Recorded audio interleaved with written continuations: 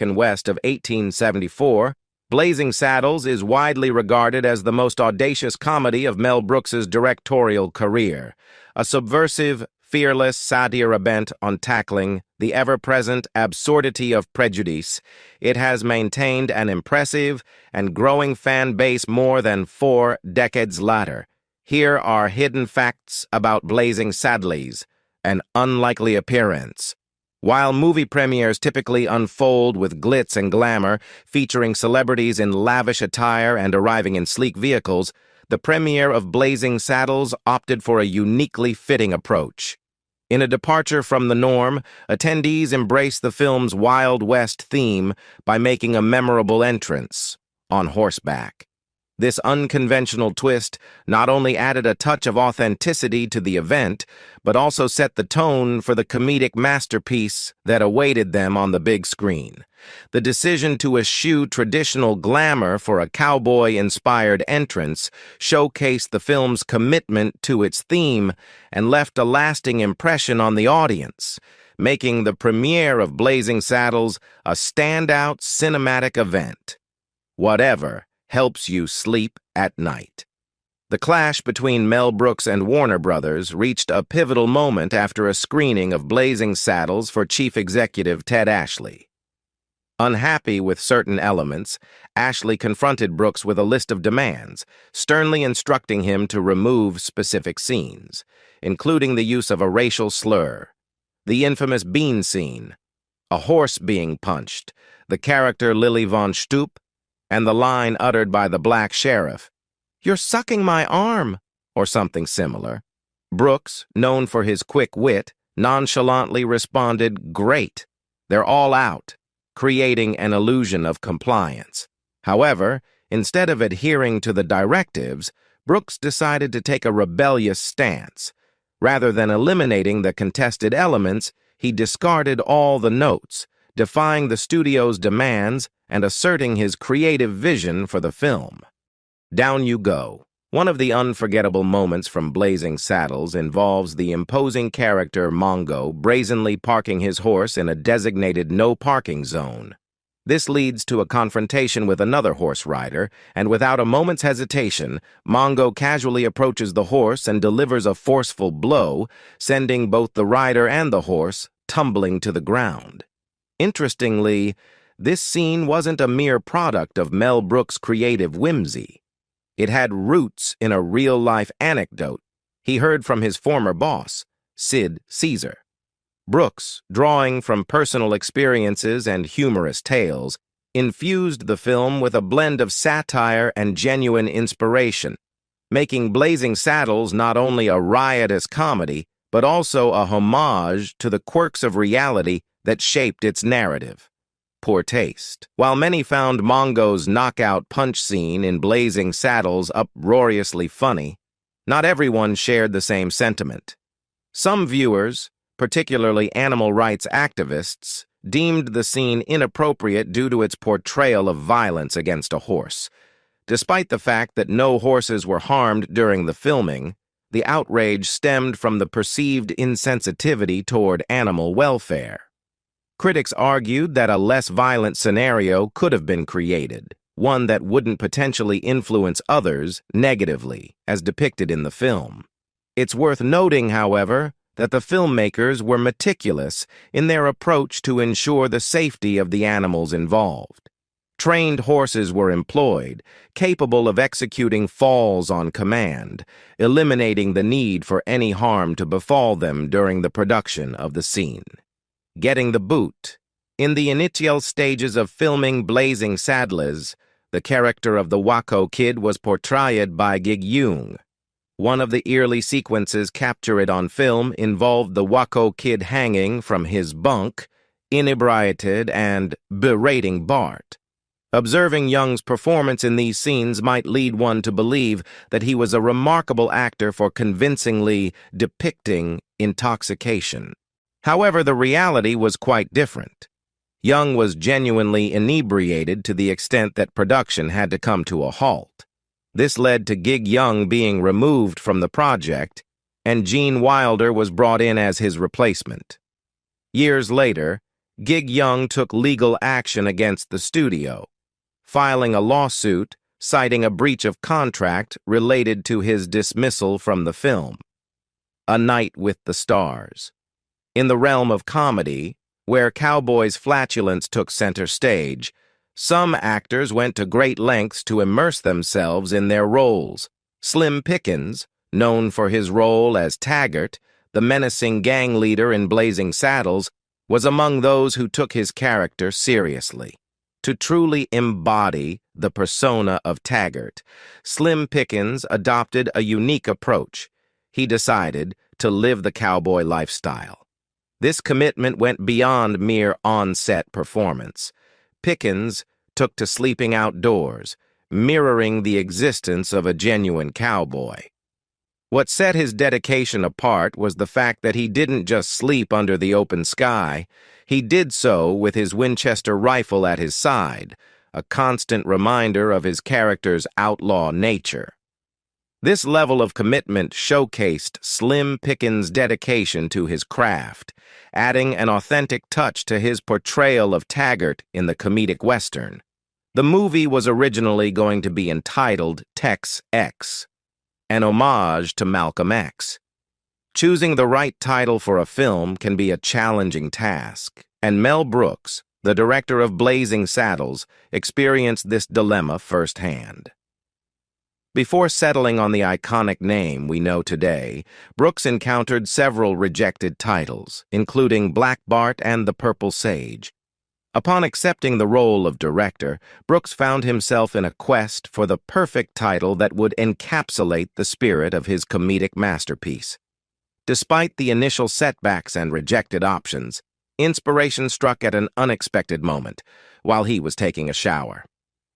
It was during this seemingly mundane activity that the name Blazing Saddles emerged in Brooks's mind. Mel Brooks's wife, too, shared in his enthusiasm, cementing the title as the perfect encapsulation of the movie's irreverent humor and satirical brilliance. Reach for the Sky. Sheriff Bart, the central character in Blazing Saddles, faced an unexpected challenge in gaining acceptance from the townspeople. Astonishingly, to secure his release, Bart resorts to holding a gun to his own head.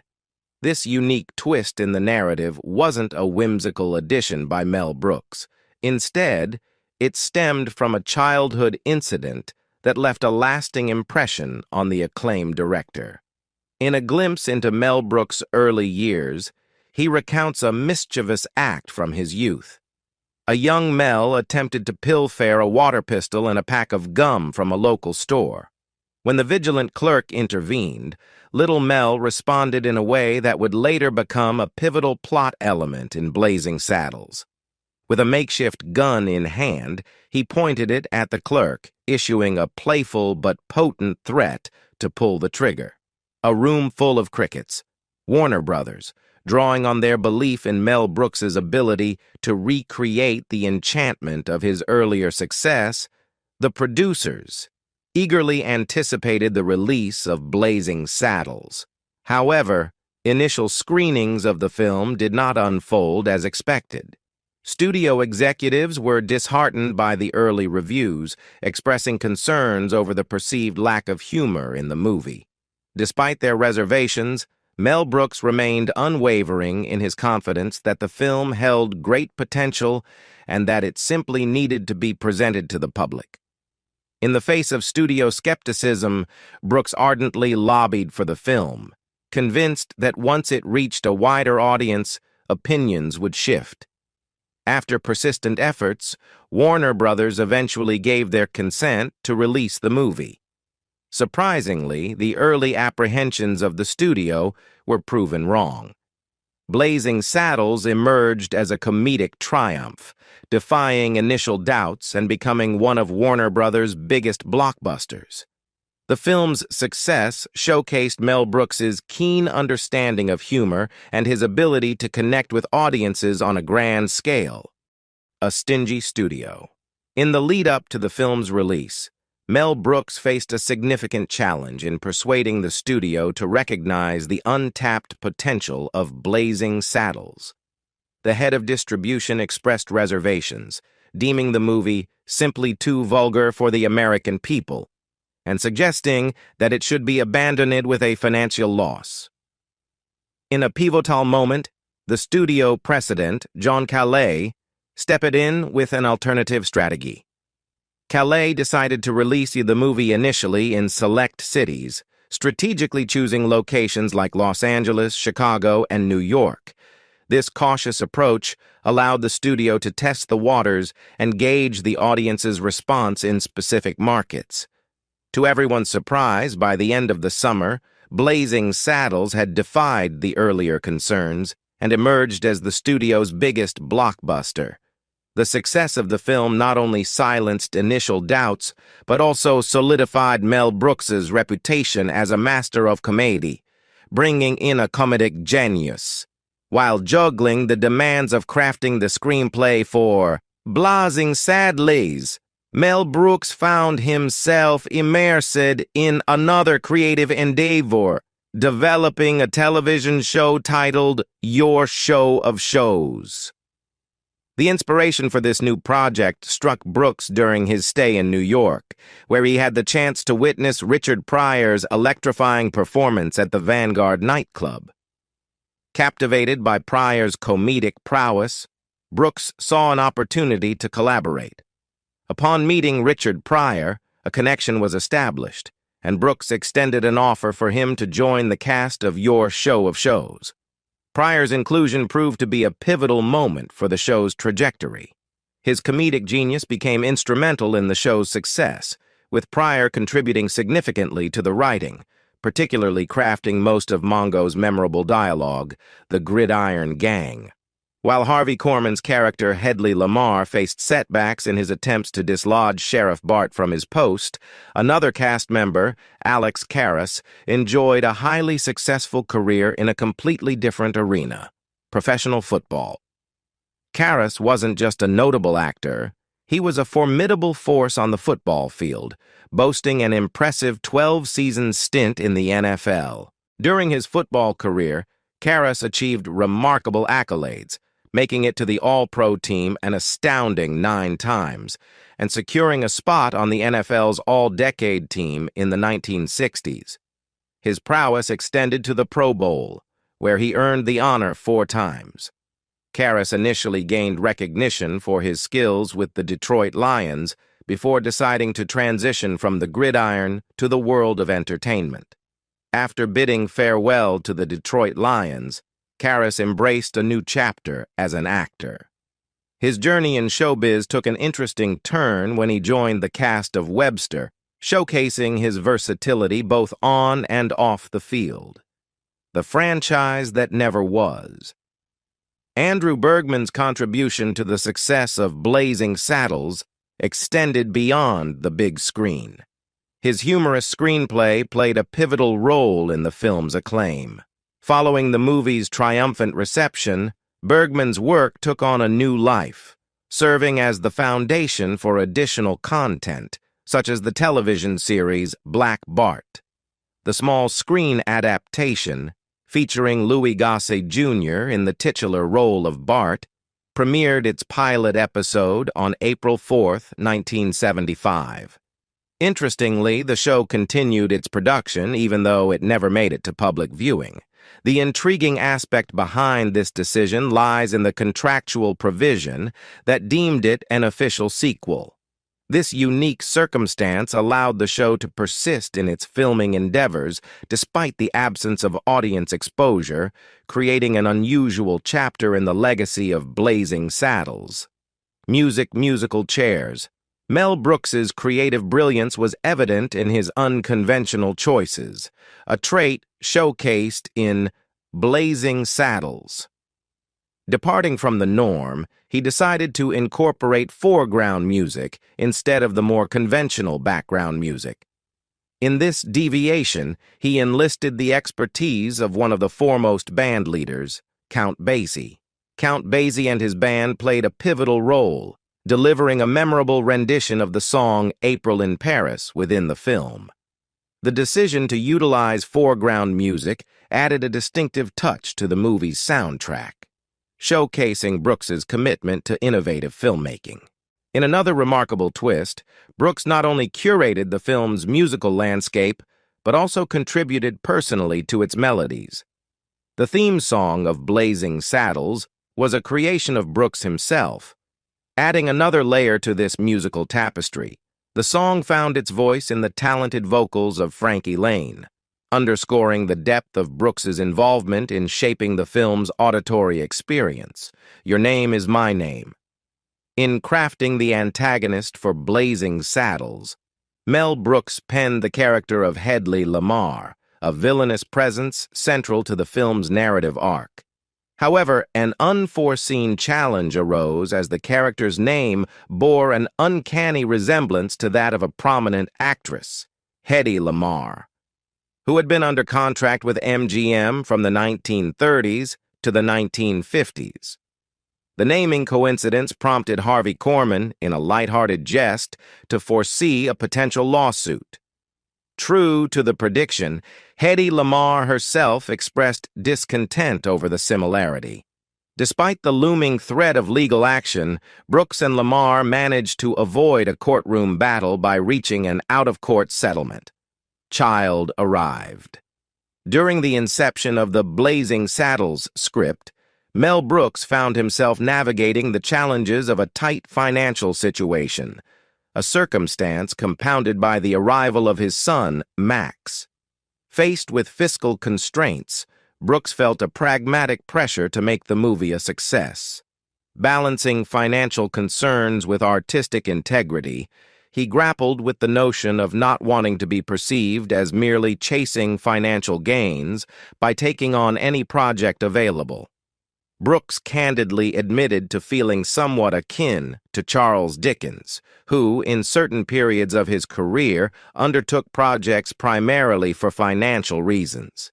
Despite this, Brooks remained resolute in his determination to create a film that transcended financial considerations, aiming for a cinematic work that would be both entertaining and memorable. The Uninvited Guest.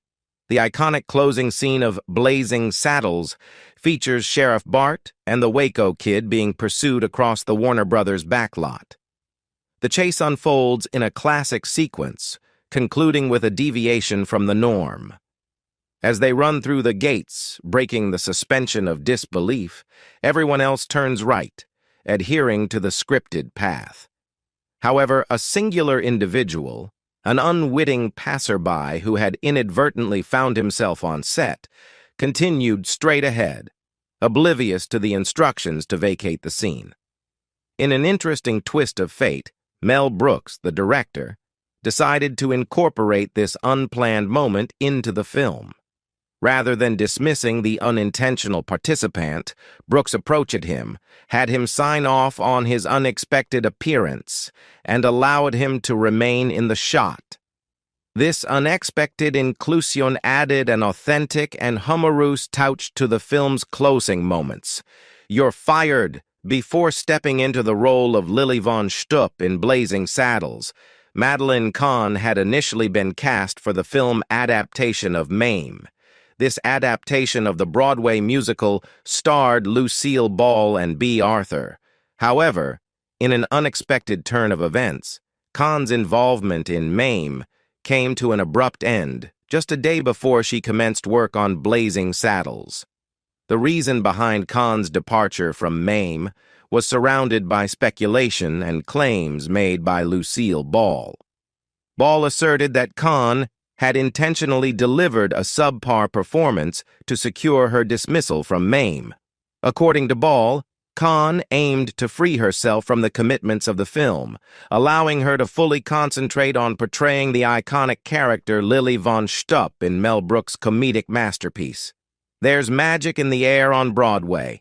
Following the success of The Producers on Broadway, Mel Brooks found himself in discussions about adapting Blazing Saddles for the stage. While Brooks had a clear vision of how to bring the comedic brilliance of the film to the Great White Way, he grappled with concerns about the acceptance of the risque material in a contemporary context. Expressing his reservations, Brooks highlighted the potentially contentious nature of certain elements, particularly the use of the N-word. He candidly remarked, "It's pretty dangerous stuff using the N-word. I wouldn't shy away from it, but I don't know if I could get away with it. I got away with it then. I don't know if I could get away with it today, if I may say so myself." Mel Brooks, not one to shy away from boasting about his work, has rightfully earned numerous accolades for the uproarious comedy, Blazing Saddles. Unapologetically dismissing modesty, Brooks boldly declared that he considers it one of the funniest movies ever created. In a comparative analysis, he weighed it against the classic Some Like It Hot, expressing his viewpoint. Billy Wilder's film is extremely funny, but scene for scene, there are more laughs in my movie. While acknowledging the subjective nature of such claims, Brooks couldn't resist asserting, "It's not right for me to say so, but I really think this could be the funniest motion picture ever made." Legging it out. When Mel Brooks envisioned the character of Lili Von Shtupp for Blazing Saddles, he had Madeline Kahn in mind, recognizing her comedic prowess. However, during her audition, Brooks surprised Kahn with an unusual request. He asked to see her legs. Amused and slightly skeptical of his intentions, Kahn remarked, "Oh, you're that kind of guy." Brooks, quick to clarify, explained that the role was a satire of Marlene Dietrich, hence the need for a pair of nice legs. Understanding the context, Kahn agreed to Brooks's peculiar request, but not without a playful warning, "No touching." The choice, Pryor to Cleavon. In the initial stages of casting for Blazing Saddles, Mel Brooks had his sights set on the comedic genius Richard Pryor to play the role of Sheriff Bart. Brooks held Pryor in high regard, describing him as the most blessed with talent.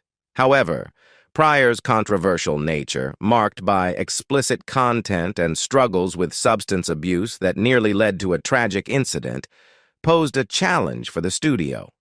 Despite Brooks's desire to have Pryor on board, the studio proposed Cleavon Little as an alternative. Upon witnessing Little's impeccable delivery of the lines and the perfect fit for the character, Brooks made the decision to cast Cleavon Little as Sheriff Bart. I can't say that, can I?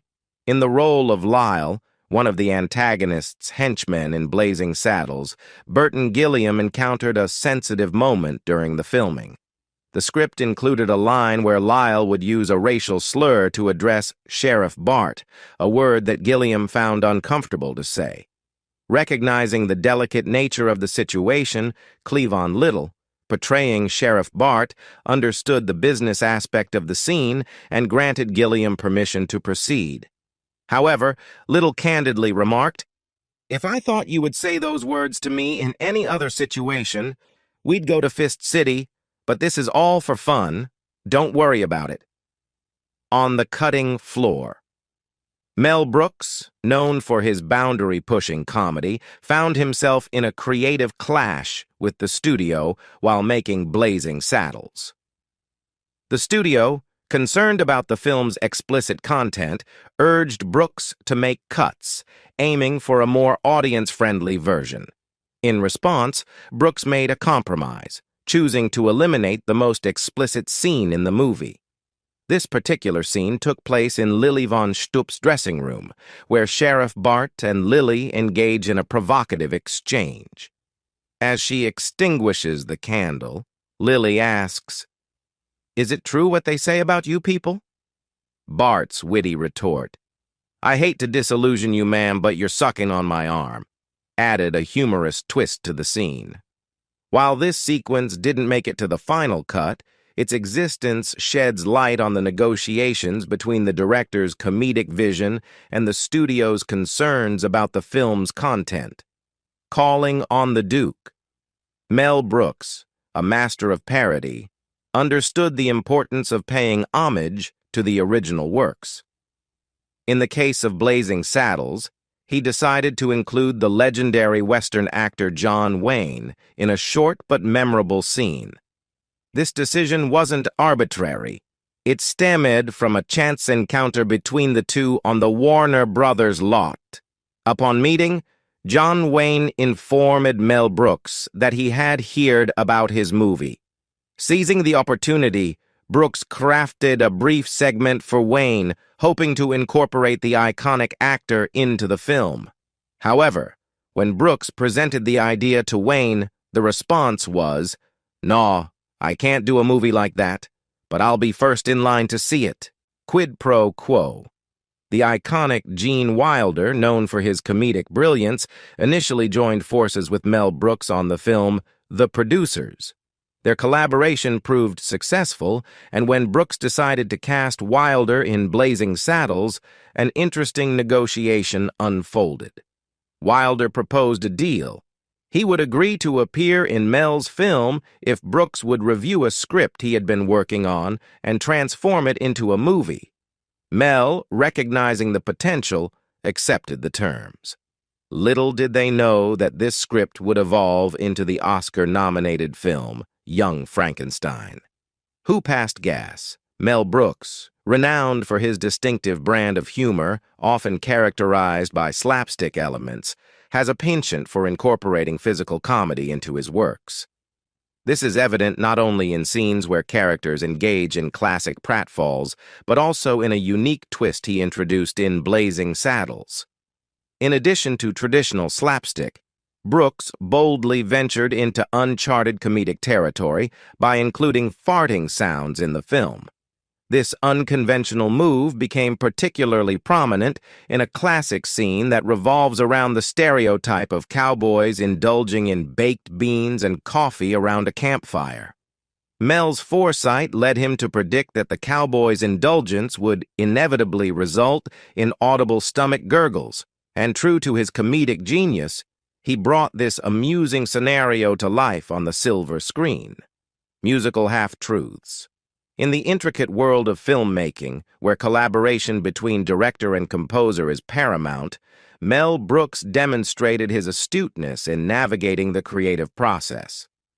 When working with the accomplished composer Frankie Laine on the score for Blazing Saddles, Brooks found himself faced with a delicate situation. Laine, a veteran singer and songwriter with an illustrious career spanning an impressive 75 years, initially approached the Western genre with a dramatic perspective. Unbeknownst to Laine, Mel Brooks, the visionary director, harbored concerns that disclosing the film's comedic nature might influence the composition. To maintain the authentic essence of the Western genre, Brooks chose not to divulge the comedic twist to Laine, showcasing the director's strategic approach to collaboration and his commitment to preserving the integrity of the film's musical composition. Hidden references. Mel Brooks approached the creation of the Blazing Saddles script with meticulous consideration for each word. Every element was crafted with a purpose, aiming to elicit laughter, evoke emotions, or contribute meaningfully to the storyline. An illustrative instance of this precision is evident in the scene where Mongo makes his entrance into town on horseback. A Mexican character exclaims, "Mongo, Santa Maria!" This clever inclusion is a deliberate reference to Mongo Santa Maria, a renowned Cuban jazz musician, skillfully inserted by Brooks for its musical resonance and thematic relevance. A Mel Brooks sing-along. In a pivotal scene near the end of the film, when Hedley Lamar and his posse approach the fabricated town, arranged by the sheriff and Waco Kid, a momentary shift occurs in the camera focus. Instead of following Lamar's entry, the scene briefly transitions to Lili Von Shtupp and a group of German soldiers joyfully singing a drinking song. Interestingly, this particular drinking song mirrors the one performed by Gene Wilder, Zero Mostel, and Kenneth Mars in The Producers. A chocolate-covered treat for life. In the realm of filmmaking, product placement holds significant sway, as demonstrated in a particular scene where Harvey Korman's character pauses to purchase concessions at the conclusion of the movie. Amidst the tumultuous events, he specifically opts for a box of Raisinets. Mel Brooks candidly acknowledged in 1975, during an interview with Playboy magazine, that this inclusion of Raisinets in Blazing Saddles had a tangible impact on the product's sales. He humorously revealed, "We mentioned Raisinets in Blazing Saddles, and now the company sends me a gross of them every month, a gross of Raisinets," shouted out loud. Crafting the screenplay for Blazing Saddles proved to be no walk in the park, as creative disagreements and a cacophony of voices characterized the writing process. Mel Brooks humorously reflected, "Blazing Saddles was more or less written in the middle of a drunken fistfight. There were 5 of us, all yelling loudly for our ideas to be put into the movie." In the midst of this spirited collaboration, Brooks, not only the loudest voice but also wielding authority as the director, faced the challenging task of sifting through the chaos to decide what elements would make the cut and what would be left on the cutting room floor. The collaborative process, though tumultuous, ultimately contributed to the film's unique and groundbreaking humor, the Waco casting disaster. The process of casting the legendary role of the Waco Kid in Blazing Saddles was not a straightforward affair. Despite the iconic portrayal by Gene Wilder, it's intriguing to imagine the role in the hands of someone else. Mel Brooks, the director, originally extended the offer to various actors, including none other than Johnny Carson, the renowned late-night television host. Carson, however, declined the opportunity. Subsequently, the role found its way to Gig Young. While Young was slated to embody the inebriated Waco Kid on screen, his personal struggles with alcoholism surfaced during production, impacting his performance.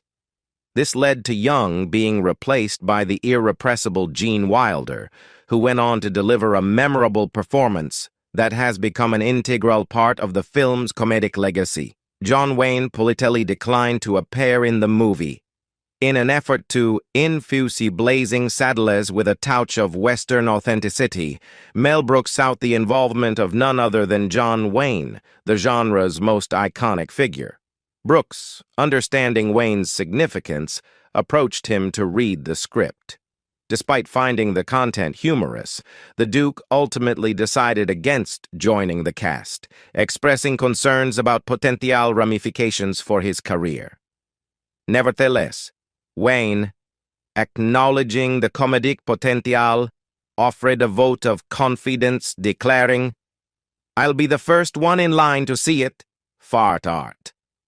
Much like Mel Brooks meticulously evaluated each word and reference in his screenplay, he demonstrated a deliberate touch when incorporating multiple fart references into the film.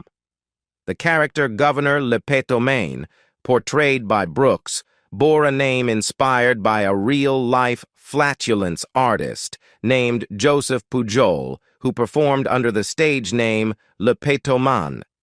Pujol, a French entertainer, possessed a remarkable ability to produce gas on command, owing to his powerful abdominal muscles.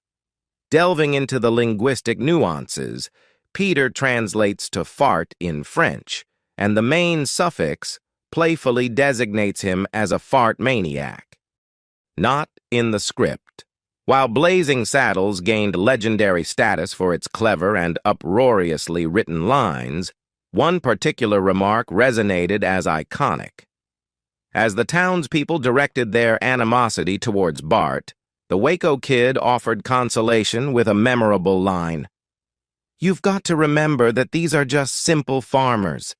These are people of the land, the common clay of the New West. You know, morons." What made this line truly stand out was the improvised addition at the end. You know, morons.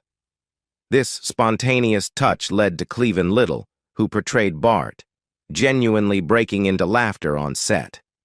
It's considered one of the greatest American comedies of all time.